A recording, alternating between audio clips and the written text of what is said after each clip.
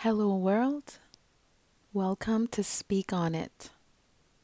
I'm your host, Sneeka Ross, and this is going to be a very interesting audio because today I'm going to focus on having soul ties with people that are toxic, how to tell if you are in this situation, and how to break free from this situation.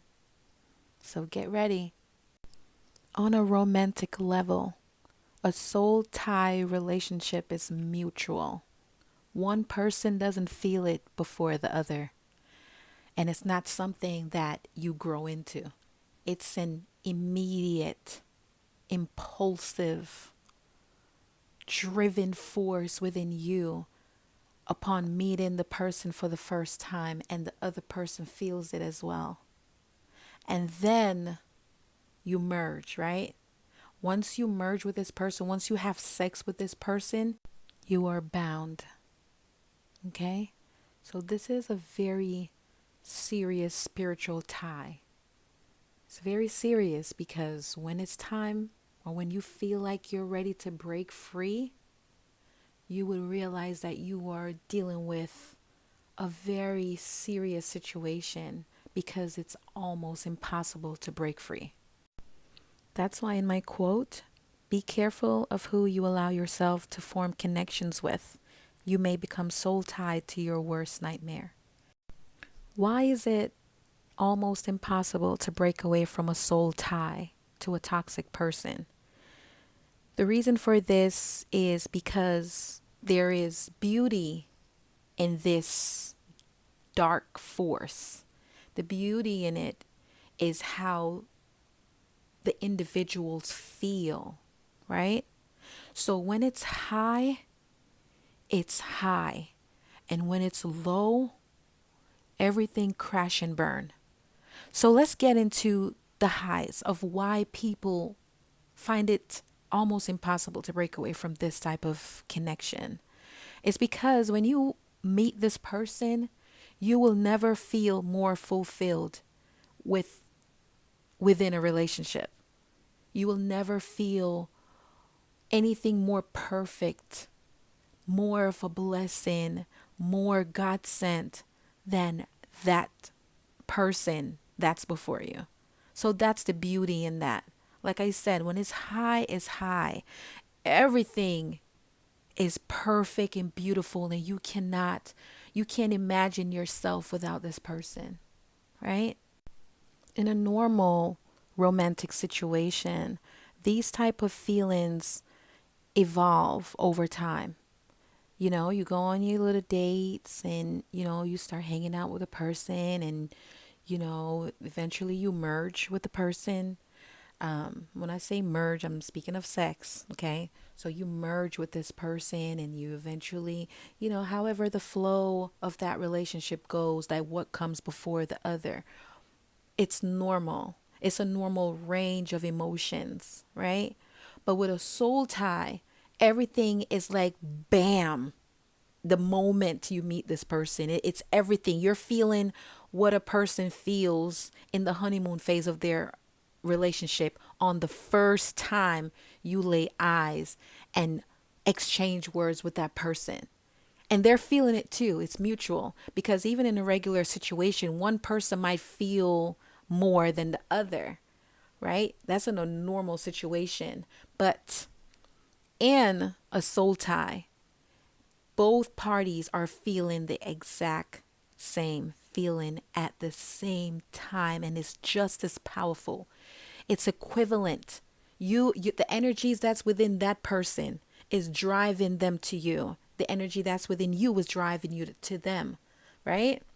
So this is a very powerful feeling, and it's not something that you will run into often. You don't come across that type of connection, that type of tie often. Some people might live to be 100 and never cross path with that. Let me clarify something. I'm not talking about a lustful situation like you go somewhere to a club, a lounge, a restaurant, a bar, you meet someone and you're so attracted and drawn to the person in a sexual way, and then you go and then you merge, and then it fizzles out, or it continues, but you only connect with that person just to merge. I'm not talking about that, right? What I'm talking about is more spiritual. So you don't even have to continue to have sex with this person that you're soul tied with. You don't have to, because it's so toxic that the up and down, you won't even be able to merge with this person regularly because there's so many downs in this situation. I know you hear me use the word spiritual to describe this bond between the two, but I want you to know that there's dark forces in spirituality as well. Spirituality is bigger than just honoring and praising your maker. Okay? Like spirituality can literally be a dark force. So that is what this is. It's a dark force, okay? Because that's where the toxicity comes from. Now that you understand what a soul tied relationship to a toxic person is, now that you understand how it looks and how it feels, let's dive into the lows of it when it's down, when it's low, when it crashes and burn. Your emotions will be dragged in a way to where there will be cracks on your psyche. Emotional pain will be your new friend. And this person knows you. Like, I'm talking about, this person knows you. They know how you feel. They know where you're at emotionally. And they use that as an advantage to destroy you every chance they get, because they realize that the emotion that comes when it's down is so powerful. It's a competition between when it's high. The toxic person within the two is so addicted to the down. Oh my gosh. It's like a drug. And you have to understand that you are fighting a demon. So when you're like, I'm done with this, I don't want to do this anymore, I want nothing to do with this, the person that is toxic will do everything in their powers as well to stop you from going, from leaving them. They'll come up with any and everything in the book, even outside the book cover, the book lining, the book pages, the texture of the book cover. They come up with everything, the ink in the book, everything. Because you're not leaving. Like, where are they going to find someone else to experience this type of emotion, the waves of it, how it feels when it's down? No, you have to stay, because they need that. It's a drug for them. And they drag you through the ringer just to feel that. Remember what I said earlier. This type of force is not something that you cross path with often. And there are people who have lived many years and still haven't experienced a soul tie.